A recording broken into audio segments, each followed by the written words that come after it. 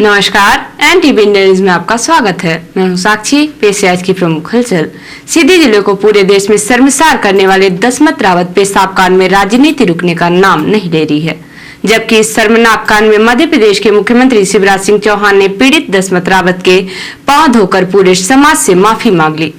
इतना ही नहीं, मध्य प्रदेश के मुख्यमंत्री शिवराज सिंह चौहान ने उक्त घटना को अंजाम देने वाले युवक प्रवेश शुक्ला पर SC/ST एक्ट सहित NSA जैसी कठोर कार्यवाही कर दी, जिसके बाद कुछ दिन तो माहौल शांत रहा, लेकिन उसके बाद अखिल भारतीय ब्राह्मण महासभा ने आरोपी व्यक्ति के परिजनों के घर पर बुलडोजर चलाए जाने को गलत बताते हुए सीधी शहर में धरना प्रदर्शन किया और अपना विरोध जताया। इस दौरान अखिल भारतीय ब्राह्मण महासभा के अध्यक्ष कुलदीप भारद्वाज ने एक विवादित बयान दे दिया, जिसकी वजह से आदिवासी समाज फिर भड़क उठा और उसका अपमान का घाव ताजा हो गया, जिसके जवाब में सर्व आदिवासी समाज ने सीधी शहर के पूजा पार्क में बड़ी जन आक्रोश सभा बुलाई। जन आक्रोश सभा में सीधी, रीवा, सतना, सिगरौली, शहडोल सहित अन्य कई जिलों से आए आदिवासी नेताओं ने अखिल भारतीय ब्राह्मण समाज के नेता कुलदीप शुक्ला के विवादित बयान की निंदा की और कहा कि आदिवासियों का लगातार अपमान किया जा रहा है, जिसे हम बर्दाश्त नहीं करेंगे।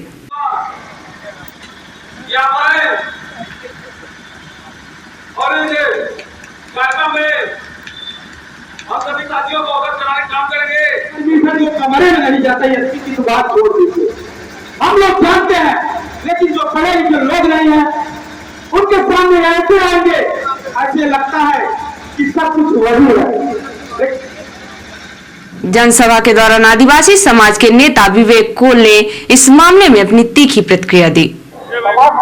विवेक जी, ये आज आदिवासी समाज द्वारा ये जन आक्रोश रैली यहाँ पे आयोजित की गई है, जो एक शर्मनाक कांड हुआ जिसने सीधी जिले को पूरे देश में शर्मसार किया। मुख्यमंत्री जी ने बड़ी सहृदयता दिखाई, उन्होंने दसमत को अपने घर बुलाकर उनके पांव धोए, माफी मांग ली। फिर आप लोगों को अब जन आक्रोश रैली क्यों करनी पड़ रही है? सबसे पहली बात तो आज मैंने अपने स्पीच में भी कहा कि मेरा सीधी जिला सोनांचल की पावन धरती इतनी भव्यता है, इस जिले में हमारे इतना मान सम्मान था सब सर्व समाज का, लेकिन पिछले कुछ समय से बहुत सारी ऐसी घटनाएं जो हुई हैं और खासकर जो पेशाब कांड हुआ है उसके विरोध में हमारी जन आक्रोश रैली है। और जिस तरह से आपने पूछा कि मुख्यमंत्री जी ने पैर धो लिए, तो कब तक मुख्यमंत्री जी पैर धोते रहेंगे? इनके कर्मों के फल, इनके कर्मों का जिस प्रकार से पैर धो के मुख्यमंत्री जी दिखाना चाह रहे हैं कि हाँ मैंने पैर धो लिए, उसके बाद इन्हीं की ब्राह्मण महासभा के द्वारा, इनकी ब्राह्मण महासभा अभी 3-4 दिन पहले ही इनके ही राष्ट्रीय अध्यक्ष ने कहा कि पेशाब कर लिया तो क्या गुनाह किया, तो उसी के खिलाफ में हमारा ये जन आक्रोश प्रदर्शन है। इस जन आक्रोश रैली के माध्यम से हम लोग सीधी में आज एकत्रित हुए हैं। हम यह संदेश देना चाहते हैं कि जो आदिवासियों का उत्पीड़न, शोषण लगातार बढ़ता जा रहा है, तो शासन, प्रशासन एवं कुटित मानसिकता के जो लोग हैं, सामंतवादी, मनुवादी सोच रखने वाले जो लोग हैं, जो भाईचारे या बंधुत्व की भावना और मानवता को शर्मसार करने जैसे मतलब ऐसी घटनाओं को अंजाम दे रहे हैं, तो मैं उन लोगों से इस जन आक्रोश रैली के माध्यम से मैं ये कहना चाहता हूँ, यहाँ शासन प्रशासन, मध्य प्रदेश सरकार से भी कहना चाहता हूँ कि जो आए दिन ये दिन ब दिन आदिवासियों के साथ जो ये घटनाएं हो रही है, तो इनमें रोकथाम हो, और नहीं तो हम लोग बाबा साहब अम्बेडकर के संविधान को मानने वाले व्यक्ति हैं। कोई भी लड़ाई संवैधानिक तौर से, कानून से लड़ रहे हैं।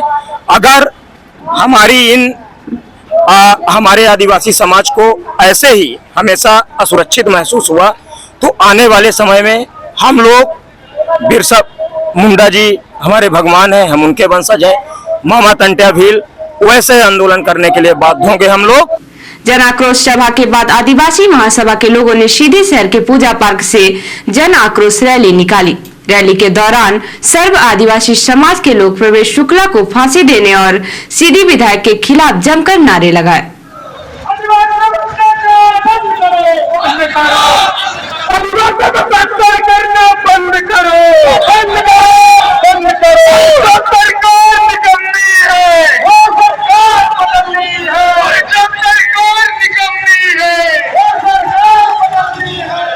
प्रवेश शुक्ला मुर्दाबाद।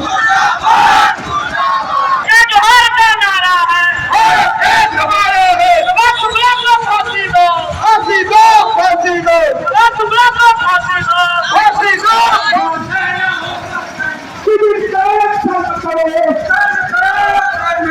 विधायक शर्म करो, शर्म नहीं तो टूट मरो।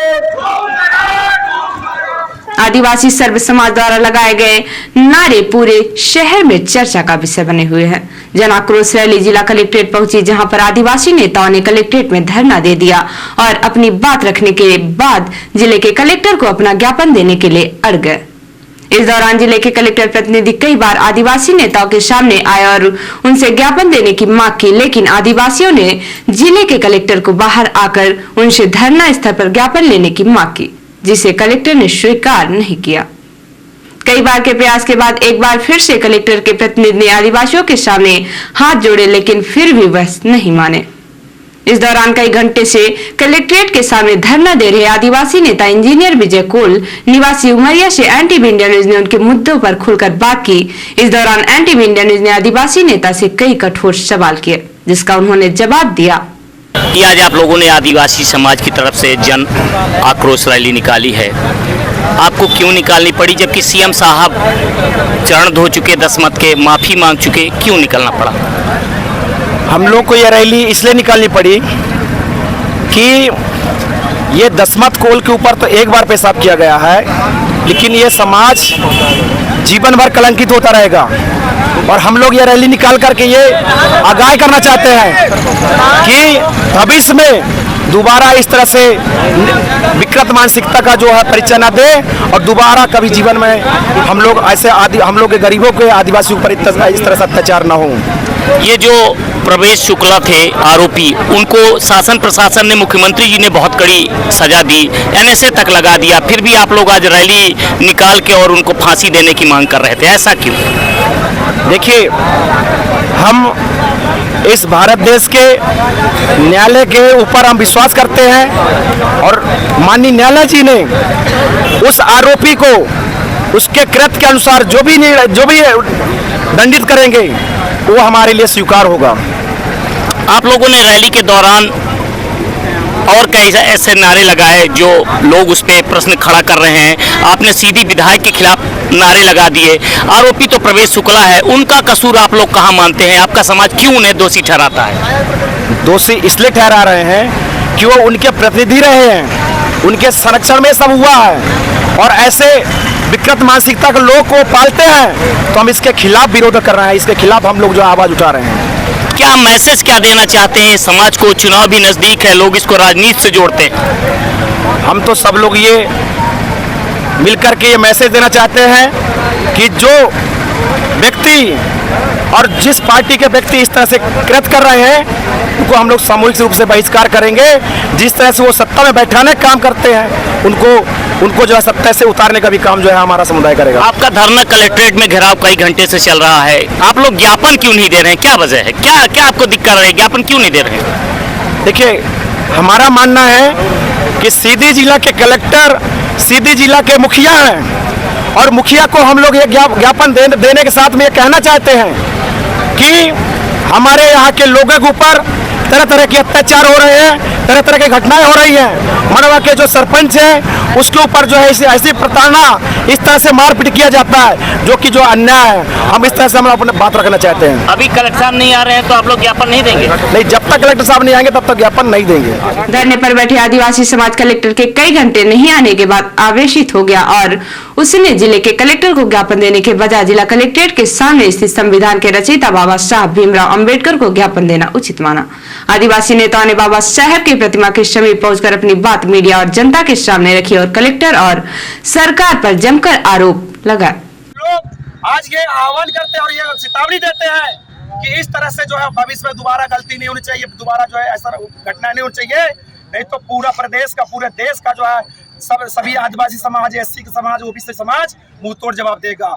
और ये भी कहते हैं कलेक्टर साहब को, कलेक्टर साहब अगर आपकी अगर नैतिकता मर चुकी है, आपकी जवाबदेही आपकी मर चुकी है और आपने जो आप निष्ठा का आपने जो शपथ लिया था, अगर वो अगर मर चुका है तो मैंने समझता कि आपने संविधान की शपथ ली है और आप जनता के साथ न्याय करिए। आप जो विधायक के आदमी नहीं है, विधायक के कार्यकर्ता नहीं है, जनता के नौकर हैं। आप जो है सांसद के नौकर नहीं है, जनता के नौकर है। जनता आपको पैसा देती है तब आपको तनख्वाह मिलता है। तो हम आपसे यही कहना चाहते हैं कि आप नहीं सुने कोई दिक्कत नहीं है। हम जानते हैं कि ज्ञापन देने से कुछ नहीं होने वाला है, लेकिन हम आपको जो है रूबरू होकर आपके आमने सामने मिलकर आपसे अपने पीड़ा कहना चाह रहे थे कि जिस तरह से जो है घटनाएं हो रही है सिटी में, तो इस तरह से घटना ना हो। लेकिन नहीं हो रही है, कोई दिक्कत नहीं। हम लोग ये ज्ञापन अब अम्बेडकर जी को चरणों में समर्पित करेंगे और हम लोग अपने जगह जाएंगे। और सीधी जिले में राजनीतिक तौर पर अब तरह तरह के प्रयोग देखने को मिल रहे हैं। इसके पूर्व अखिल भारतीय ब्राह्मण महासभा ने धरना प्रदर्शन करने के बाद जिला कलेक्ट्रेट पहुंचकर जब जिले के कलेक्टर को ज्ञापन देना चाहा और ज्ञापन नहीं लेने पर नाराज होकर उन्होंने मुख्यमंत्री के नाम का ज्ञापन गधे की फोटो पर दे दिया। इस बार एक नया प्रयोग निकलकर सामने आ गया। इस बार आदिवासी समाज ने अपनी मांगों का ज्ञापन संविधान के रचयिता बाबा साहब भीमराव अम्बेडकर को सौंपकर अपनी बात को जन जन तक पहुंचाने की कोशिश की है। आदिवासी समाज का ज्ञापन देने का यह तरीका कितना कारगर होता है, इस पर क्या कार्यवाही होती है, यह तो आने वाले दिनों में सामने आएगा। लेकिन सीधी जिले में इस तरह के हो रहे नित नए प्रयोग पूरे देश में चर्चा का विषय बन रहे हैं।